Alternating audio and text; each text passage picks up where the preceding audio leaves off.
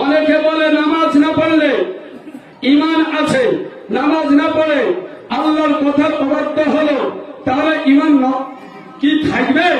Brother ইসলাম, নামাজ পড়ে না ঈমান আছে, এটা আবার কেমন কথা? ঈমান তো আলাদা জিনিস। ঈমান আগে, তারপরে তো নামাজ। ঈমান আছে বলেই তো নামাজ পড়তে হবে, ঈমান আছে বলেই তো নামাজ পড়তে হবে।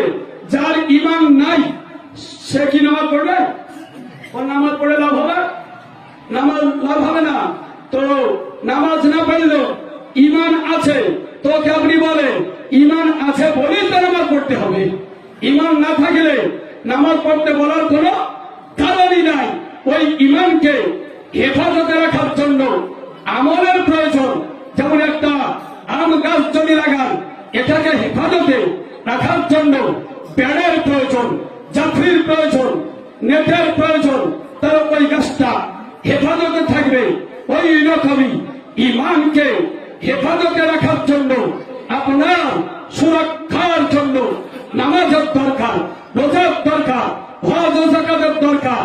ঈমান যে ঘাটতিতে চলে যাচ্ছে তার একটা কারণ হলো এই যে ওর মুখ থেকে এই কথা বের হচ্ছে ঈমান, নামাজ না পড়লেও ঈমান আছে, ঈমানের আস্তে আস্তে ঘাটতি আসছে।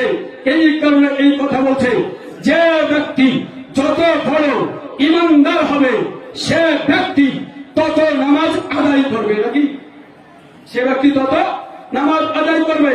সব চাইতে বড় মুমিন, শানদার মুমিন, মহা সম্মানের অধিকারী মুমিন তিনি হলেন আপনাদের নবী, আমাদের নবী আকা মাওলা সাল্লাল্লাহু তাআলা আলাইহি ওয়াসাল্লাম।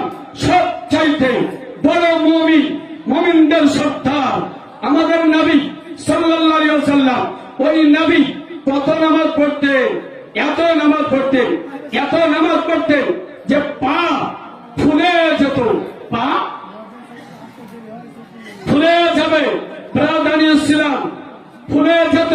তাহলে বোঝা গেল নবী পাক এত নামাজ আদায় করতেন, তো নবীও তো মাপ পেয়ে যেতেন।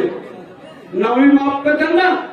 এই কথা যদি সঠিক হয় ব্রাদার ইসলাম, অতএব নামাজ না পড়লেও ঈমান আছে এই কথাটা ভালো কথা নয়, এই কথাটা হলো খারাপ কথা। নামাজ আদায় করতেই হবে, রোজা রাখতেই হবে, যাকাত দিতেই হবে। নামাজ তো নামাজে তো ফরজ।